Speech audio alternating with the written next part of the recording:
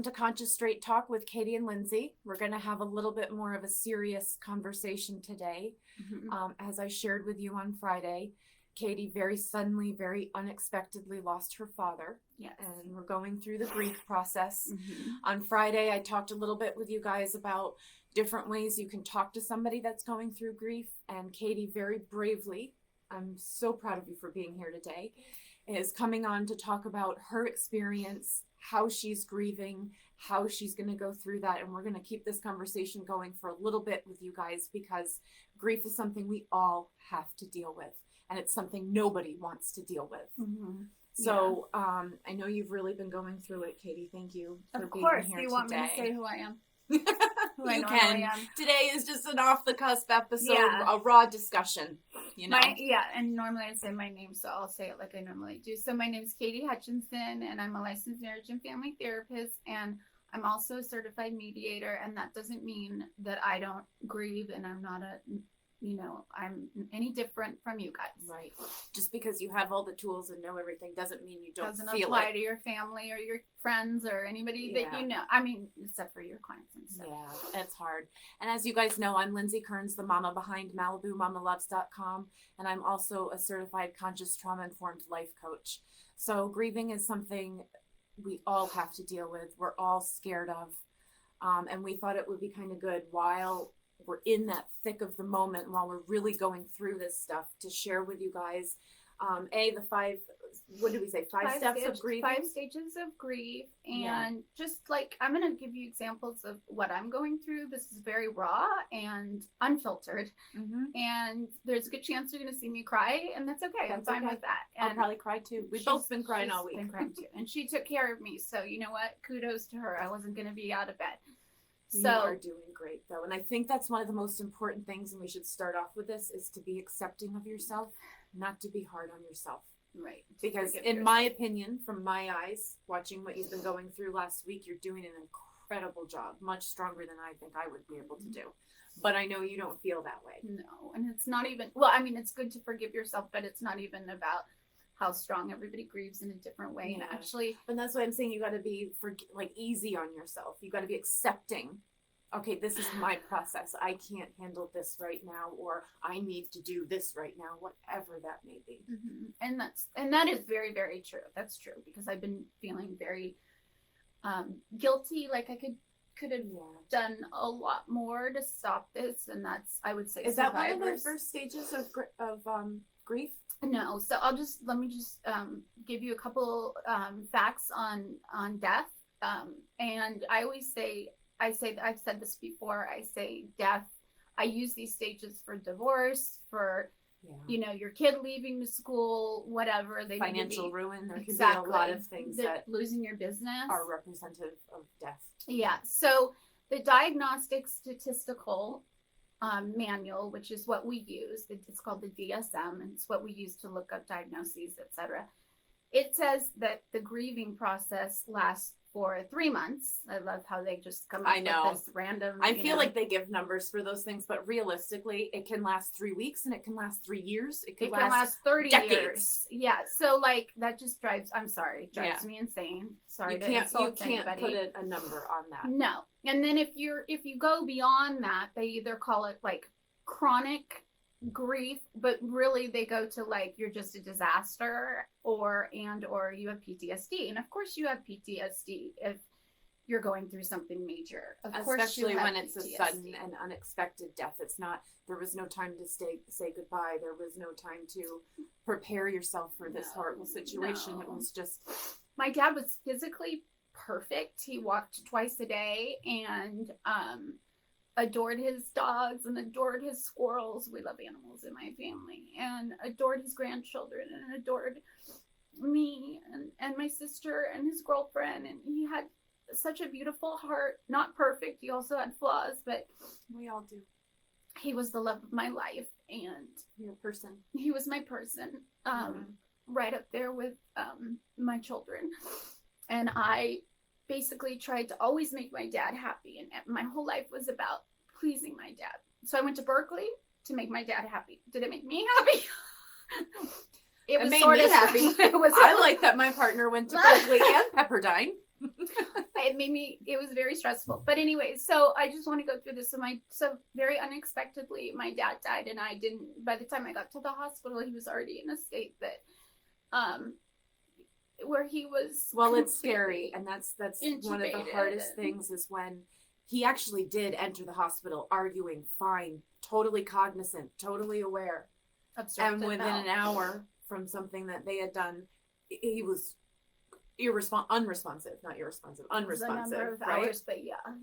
Completely unresponsive and sudden, and that's what is so hard about this situation. And of course, with the guilt, with the questioning of like, well, what was that? How could this have been different? And so I'll tell you the different stages of grief. I just wanted to say something, and I'm sorry I get a little bit confused right now and a little bit lost. Brain fog, which is totally normal when you're going through these situations. Yeah. So, and I do want to stop for 1 second and say that we are holding this safe space for you right now. It's okay to have brain fog, to forget things, because the intention here is to share our grief, to share the process, to show others that they're not alone, that we all go through those things, and this is a safe space for that. Yeah. And it's okay. Yeah.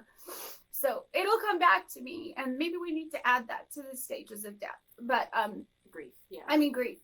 Sorry. Yeah. Grief. I call it. So what's the first stage? So Elizabeth Kubler-Ross wrote a book on the stages of death. And I love her. I think she's amazing. But like I said, there's some things that I would add, and we'll talk about those later. I might just add them in here right now, but I'm going to tell you 5 stages of death. So the first one is denial.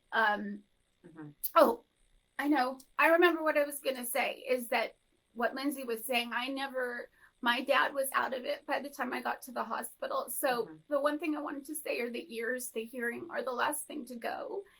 And so I kept whispering, in his ear, like, you saved me from a chaotic childhood. Why do you think I'm a therapist? Like, you just... And he heard you. I fully believe he heard everything you said. They do. And I was begging him to fight, but obviously he was not able to. I don't know, maybe he was done, but my dad's not really, he has his zest for life, like there's no tomorrow.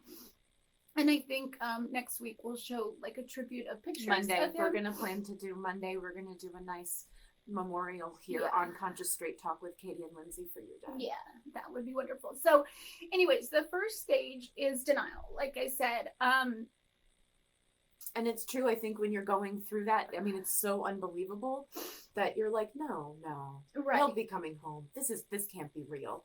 So I keep picking up the phone. It's not that I'm in denial. There are some people in my family that currently are in denial, but it's not that I'm in denial. It's very pragmatic. You passed that, but I think you probably initially for a day or a couple of hours anyway were like, this can't be real. Well, yes and no, but I was like I knew that it was, I've been talking to the doctor for a long time, so I already knew it was a grave situation. And I mean, denial in the sense that I don't even know if this is denial, but more routine of like, I go to pick up the phone to call my dad and he's not there, and then I realize, oh, he's not there. Or I keep thinking of like all the things that we do together, which is not like your normal father daughter. Like I call him 5 times a week. I go on every trip with him. It leaves a big hole. Yeah, so dad. Denial. What's the second stage? Oh, okay. So the second stage is anger, and I do go through. The thing is they tell you that you're supposed to go through these stages like this, and it's not like that. You bounce all around. Healing is never linear. No. So anger, I have anger towards the hospital. I have anger towards people in my family. I'm angry at myself for not being there when he was lucid. In time. So yeah. And I would add shock at the very beginning because that's what really happens, and that can keep you maybe denial / shock. Because, yeah. And then the next one is bargaining, and I've been doing this a ton of like, I've been there on Wednesday night like I was supposed to, instead of going out to dinner with a friend, and I feel like such an ass. Oops, I'm not allowed to say that. No, it's okay. Because something happened that I ended up not going to see him that night, but that was the night. But he got again, sick. though, you were of the impression he was fine. This was a routine thing he'd had done 3 or 4 times before. That and so Wednesday this should night, not have happened this way. This should not have happened. right. So a lot of bargaining of like, why didn't somebody take me instead of him? Why didn't I? You know, I always constantly told him I loved him. I loved him. I loved him. I love you, Daddy. And everybody was like, you're so annoying. Like, you're constantly writing that and saying it. But I'm so glad that I did. Mm-hmm. But it's just so much bargaining of like, you know, if I had been there, if I had gone down to where he lives more, like, you know, I have kids and a job, 2 jobs and whatever else. But yeah. Just so So much we have bargaining. denial, we have bargaining, we have anger. So we have denial, anger, bargaining, and then depression. And I'm sorry, but I'm depressed now. I'm going to face the It's facts. going to be for a little while. You have to allow yourself the time to process and get through and grieve. And that's okay. And I do feel like in society today, there's so many of us that are like, we've got to be fine. And they rush through this whole process. And then we have all these unhealed wounds left in us. Because Trauma. this is traumatic, right? And I don't in believe years that later, we go down crash, it too. Yeah, then you crash. And I don't believe in that. I believe in that's feel why your we feelings. need to talk about it and go Feel through your it. feelings. And it's so brave of you to sit up here and let people see you cry, let people hear what you're going through, because you're normal. There's a lot of people that feel these things that can't even identify that or talk about it. And that's why we want to do this, because you guys are not alone. And we're not afraid to stand up here and say, hey, this has happened to us, or this is what we're going through right now. And it's tough. Yeah. It's a hard time. Yeah. And so now I console her. So depression, yes, I am depressed, very, very depressed. I'm not going to lie and sit up here and say, because I'm a therapist, I don't experience depression. No, I've been in bed. Like, I have to get out of bed to do funeral arrangements and parties, celebration of life stuff. It's not a party. Continuing to take care of your kids. And continuing, that's been a little challenging, but Mom has done the necessary. Probably one of the most challenging things to go through when you have a loss. And then you've got 2 young or 3 young children. Well, Wyatt's not young. Sorry, Wyatt. You're old. I get it. He's not old, but he's 18. He's doing his thing. He thinks he's old. But you have 2 young ones that you have to take care of. It's hard. Yeah. It is hard to just maintain a daily routine when you just want to crawl to the bottom of your bed and not be found for the day or the week. Yeah. And I kept them alive. That's the most important thing. They're fed. That's good. They got to school. Like, they're alive. And that's, so I did my job this week. And then what do we have after depression? So the last one is acceptance. And clearly, you know, I feel like you've accepted it, but I feel like you are, I mean, it's depressing. It's hard. It's a major life change and a major adjustment. So I feel like you can accept things. I think there needs to be a 6th stage of grief, because it needs to be that once you've accepted, like, how do I find my new normal? Life is different now. My support system that I thought I had to call is not available anymore. I have to figure out, revamp your life, if you will, and create those changes. So I feel like after acceptance, there should be a large category on finding your new normal, finding your new way. You know, and accepting and being understanding of that.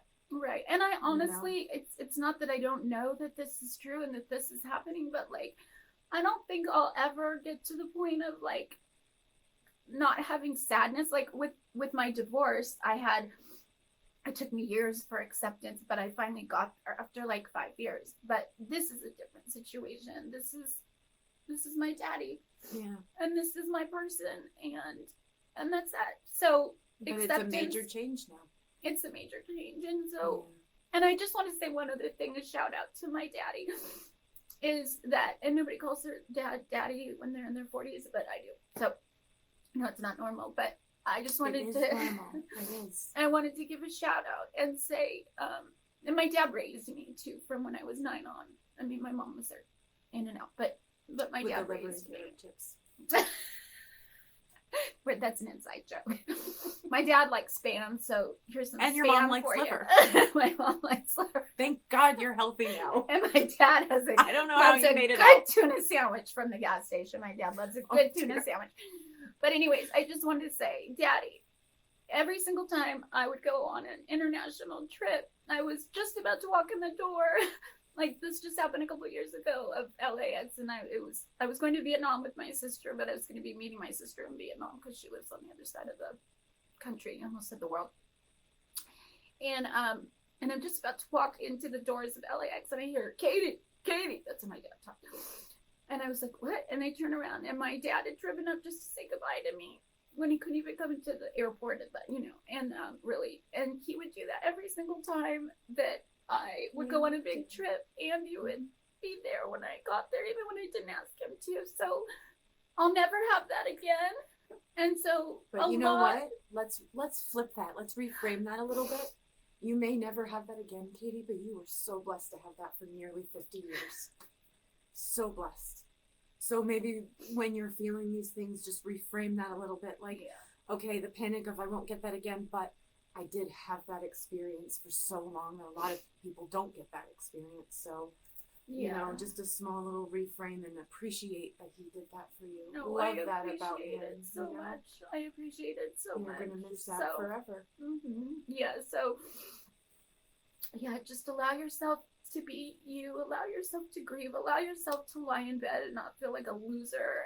And I think you need to do that because I know, when I'm dealing with other traumas for myself, not necessarily a death, but other traumas, your body will start to shut down.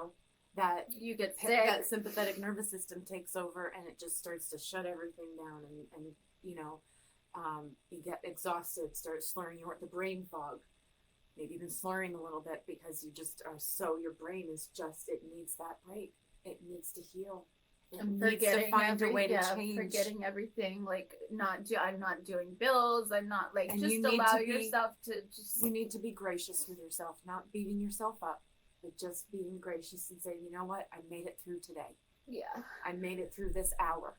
Mm-hmm. Let's just make it through one more hour. Mm-hmm. You can even break it down to small bits like that, or let's make it through one day. Right, which you can mark off on the calendar. I always have people do that when they're like going through a breakthrough and I break up, and I recommend the same thing. Like I got through Monday, and and I'm alive. And I don't often quote people, but I had this great quote come across this week that by T.D. Jakes, of all people. I love him. Who is that? He's a reverend. The stuff that he says is just speaks wonders. He's very wonderful. I don't know him personally, so I'm assuming he's a good guy. Yeah. But he puts out so much positivity to the universe. Anyway, I love this reframe that he sort of said, and that's a setback is really just a set up for a comeback. And this is a setback for you, but maybe your dad is setting you up for a huge comeback. Yeah. And you have that angel on your shoulder now. Yep. And I do believe in that. All right, we're going to leave it there for today, you guys. We'll see you again Wednesday, where we're going to just keep the conversation going about grief. We'll check in with Katie, see where she's at, how she's feeling. Friday, we're going to do a special episode on how to talk to your kids about this stuff. I'm going to bring my kids on, and we'll all have a conversation about it. And then Monday, we're going to do a really special memorial for Mr. Hutchinson that day. Yes, Paul Revere. Don't get that wrong. All right, you guys, happy Monday. Bye. Take care.